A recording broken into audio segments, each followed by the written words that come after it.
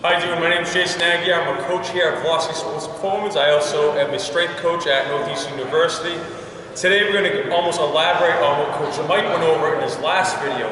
So Coach Mike went over the lateral bound, especially focused on the hockey. Now there's a lot of other things that can go on within that movement. So a lot of movement patterns that could develop from there. So we know hockey players are really strong and really lengthened through that adductor in the thigh group.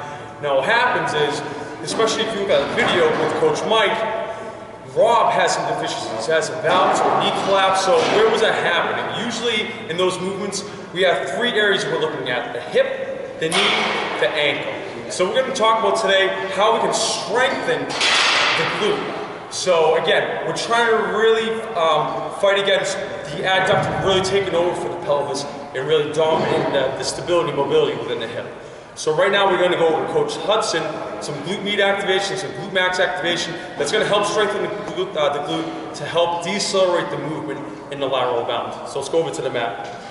Coach Andy had a bail on us. He said he had a little cramp in his glutes, so now we stepped in with Kyle. Kyle was going to go over the progressions with the glute med activation and glute max activation. But first, Kyle's going to show you what a bad that was skill. I don't know if anyone else just saw that. Pretty skillful. So we're going to go over a lateral bound with valgus collapse. So some of the deficiencies Kyle's going to show you within the movement. Kyle, take over.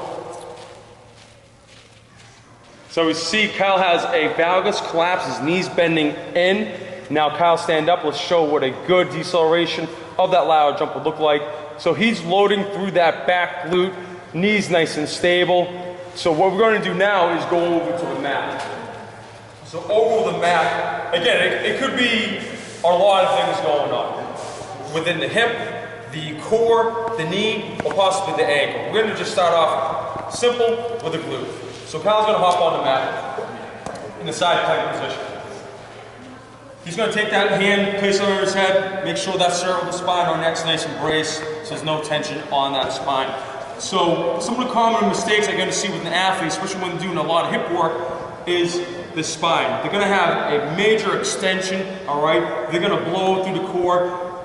Once they start going through this movement, they're not going to be stable within that pelvis. So we got to make sure the athlete is engaged and embracing through the abdominal region.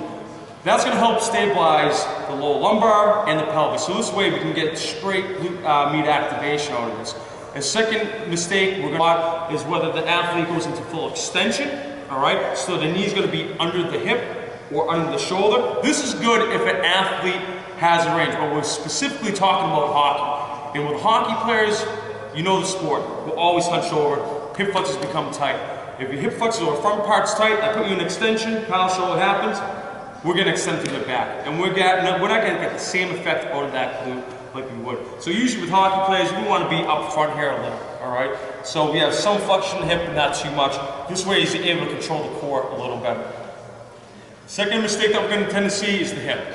So once Kyle gets going, he's going to keep his feet together, he's going to drive out against that bend, bring it up to the ceiling, wrong. And as he opens up, people will tend to roll over, all right? Trying to get some of that quad to stabilize that movement. We don't want that. We want to engage. Even if you have to put your hand on the top part of the hip for the athlete, put it there. Help that athlete stay in the position. Help him keep engaged through the core. Again, he's focusing on just driving out through the knee, trying to squeeze that glute, bringing it up towards the ceiling. It's going to be a limited range of motion. You're not looking for anything huge, all right? Because if he does go huge and open up big time, he's going to roll open with the hip, all right? So again, we're looking for probably about 3-4 inches, and that's it. Hold the athlete there, ASIS, front part of the hip, engage your core, and fire through. Good. And control it going down, all right? That's probably one of the most important parts, is letting that glute do its work. One more, good. Next thing, hip lift. Kyle's gonna flip on his back.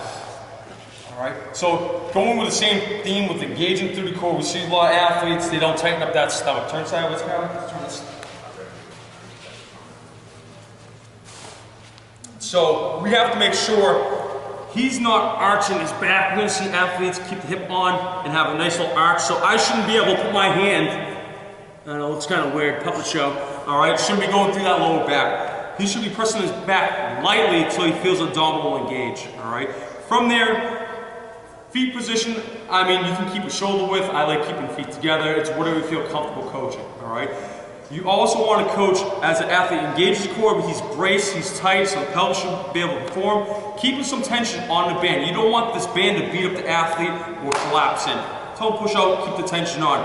As he's engaging, he's going to try to corkscrew his feet in. He's going to put a little pre-tension into that glute. So again, he's going to take his feet, he's going to drive it, corkscrew him in. You're going to feel that glute tighten up. Once that glute tightens up, the core's already engaged and braced, then he's going to slowly drive his hip up in the best position. Now, a lot of times, they won't get into full extension because they're so tight in that hip flexion, they can't get into extension. So remember that. So always check the core with the athlete. Go back down. So don't get too frustrated if that athlete's not getting into full extension. They have to learn that pattern. They have to learn how to activate that glute. So again, brace, pre-tension, corkscrew your feet, putting even more pre-tension on that glute and driving through. All right, really focus on trying to drive that hip up towards the ceiling. Next week, we're going to go over some knee stability correctives and strengthening tactics, along with some ankle mobility, strengthening and mobility tactics. This is Jason from Velocity. I'll see you next week.